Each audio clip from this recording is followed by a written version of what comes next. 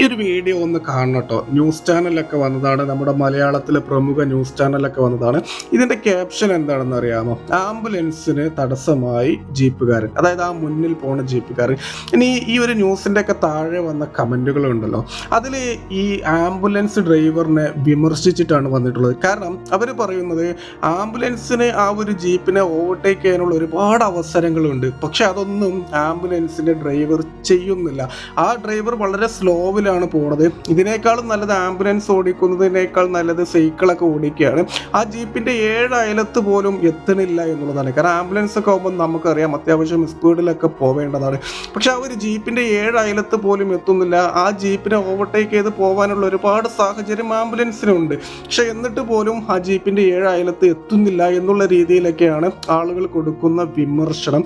എന്തായാലും ഈ ഒരു വീഡിയോ നിങ്ങളിപ്പോൾ കണ്ടല്ലോ.